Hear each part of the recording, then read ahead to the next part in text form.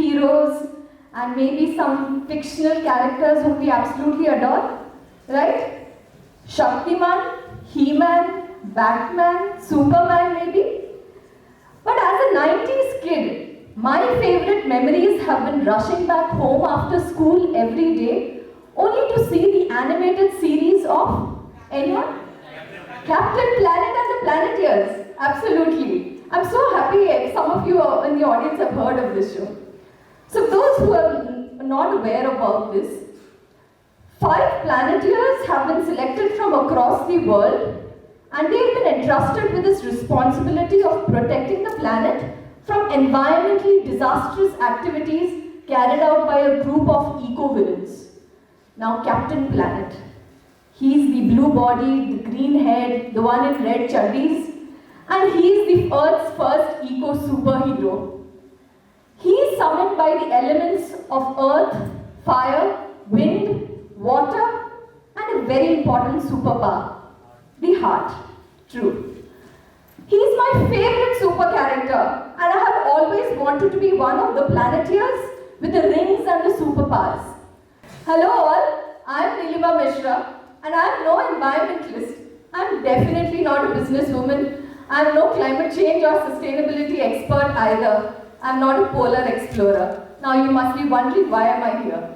Well, I'm a conscious planeteer, and I'm here to talk to you about my journey and lessons from the Arctic. So what comes to your mind when you think about the Arctic? What do you envision when I mention the Arctic? Do you imagine icebergs, glaciers, ice sheets spreading for miles into the horizon? Maybe polar bears, Eskimos, igloos, some adventurous polar explorers finding new routes? That is the Arctic to me. In fact, if you were to Google, this is what you would see. Very similar to our perceptions, right? Because it's a place far away from where we are, and it's a place we don't know much about. Of late, the Arctic has been in news not because of its beauty, but because of a disaster in making. My only memories about the Arctic have been limited to those geography lessons in school where we were asked to mark the continents and oceans on a world physical map. Right? As a reminder, the Arctic is an ocean, the Antarctica is a continent. As I mentioned before, the Arctic has been in news because of a problem, climate change. And Odisha is a major observer of climate change. We have all faced climate change here in Odisha. I wanted to learn more about the intricacies about this subject from the experts and come up with those local solutions that will help me act on climate change. This inspired me to apply for the Climate Force Arctic Expedition way back in 2019. But more than what inspired me, it was who inspired me. Sir Robert Swan, our expedition leader, and the first person in history to walk to both the North Pole and the South Pole. He says he's the first person stupid enough to walk to both the poles. He is the founder of the 2041 Foundation. 2041 derives its name from the year the Antarctica Treaty is set to expire. Now, once the treaty is set to be renegotiated, the pristine continent of Antarctica will be open for exploitation and environmental ruin, and maybe even war. Having seen the first-hand impacts of global warming, right from walking under a hole in the ozone layer in 1984 to the ice caps melting much before his arrival in 1986, Sir Robert has dedicated his life to the preservation of the polar regions. As part of the Climate Force initiative, which aims to remove 326 million tons of carbon dioxide from the atmosphere by 2025, the Foundation organizes these expeditions to the polar regions for the youth and business minds so that they can see the first-hand impacts of climate change and also become advocates for their protection. Going to the Arctic wasn't an easy task, as I had to raise nearly 19,000 US dollars towards the same. I hereby thank the support of crowdfunders, sponsors, family, friends, and those few bureaucrats who believed in the cause and helped make it happen. Finally, the day arrived and I stood next to my version of Captain Planet, Sir Robert Swan. Believe me, I felt like one of the Planeteers. We were 80 people from 27 different nations, from different backgrounds and demographics, all for one common cause of the planet. On board the National Geographic Explorer, we went north as north goes, to Svalbard, an archipelago which is part of Norway but is closer to the North Pole. We carried out various team activities as part of the expedition, doing long hikes, collaborating with scientists at the National Center for Polar and Ocean Research,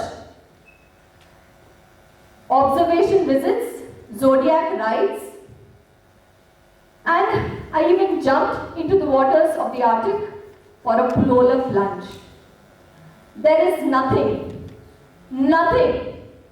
that can compare a dip in these dark, deep waters of the Arctic. Without any harness, without any safety equipment, without knowing how to swim, you can only trust that buoyancy would push you towards the crew. I jumped, and I have never felt so numb. It's like 1,000 needles pricking your skin, and you're in that same state of mind where you don't know whether your skin is burning or whether you're feeling cold. I felt numb. Will I ever do it again? Never. But the very contrasting images of Arctic. Your perception on one side will show you snow, ice, glaciers, but there will also meltwater, permafrost. There were various telltale signs of dramatic climatic change, and most of us had been to the Arctic only once. The first few signs of climate change were the thawing permafrost. That means permafrost or ground that has been ice for over quite some time, for over 2 years or something. So the runway that was there, that had buckled, and the houses and the infrastructure, that was also buckling due to the thawing permafrost. The Svalbard Global Seed Vault, which houses a variety of seeds from all across the world, around 10 lakh seeds, that was due to threat because of meltwater rushing into the tunnels. A temperature of 1 to 12 degrees centigrade is not what we had anticipated in the Arctic. But yes, when I was prepared with specialized clothing for sub-zero temperatures, all I could see was mild weather. We saw a lot of plastic bottles, plastic caps, fishing nets, plastic cigarette lighters, where the impacts of human were minimal. We also saw a lot of sea ice, but it was younger sea ice. Sea ice meaning it had formed just that year, but it also melts much easily. And that is a problem. At 80-degree north, you will think that the Arctic is harsh, alien, and inhospitable. But it is home to bountiful creatures, wildlife, birds, mosses, lichens, whales, reindeers, polar bears, and even walruses. The decreasing sea ice is a problem not only for the wildlife, but it is also a problem for our planet, because sea ice acts as a reflector of the sun rays, helping keep our planet cooler. Researchers say that by 2030, all the sea ice could vanish in the warmest months of the year, hence opening the top of the planet to shipping, fishing routes, hydrocarbon exploration, and oil exploration too. However, what happens in the Arctic is not limited to the Arctic. It impacts us, our weather, our monsoons. And this was a grim reminder of the tropical cyclone Fani that had affected us. The frequency and the intensity of such cyclones have increased. Dai, Titli, Hudhud, Philin, to name a few. And the last cyclone that we had ever heard of was the super cyclone. With such increasing frequency, not to forget those intense heat waves and those erratic monsoons. We are living in that bubble where we believe that climate change is something that is going to happen in the future, but is happening right now and is affecting us. These extreme weather events showed me the close connections between Odisha and Arctic, even though we were miles apart. The Arctic has been an endless source of inspiration. And experiencing it wasn't just a privilege, it was a mammoth responsibility as well. Sir Robert Swan's words ring in my ears even today. He says the greatest threat to the planet is the belief that somebody else will save it. I realized I didn't have any of the superpowers that the Planeteers had. But except for that one, the power of the heart. I realized I could collaborate with individuals. I realized I could influence individuals. I realized I could connect with individuals. I shared all those lessons that I learned with schools, children, organizations, and the youth. My house went solar, and I'm currently in the process of installing a rainwater harvesting system. As daily routines set in, my walk to my work location showed me sights that I couldn't help ignoring anymore. Yards and yards of mixed waste and plastic waste. How easily we could burn them, generating hazardous fumes. Children had made playgrounds out of these trash grounds.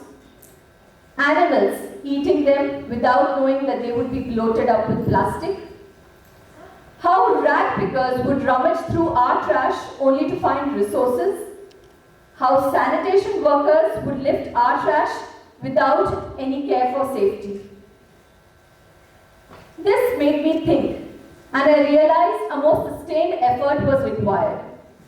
But sustainability is a very complex word. And to be honest, it's very hard to achieve also. I prefer the word conscious.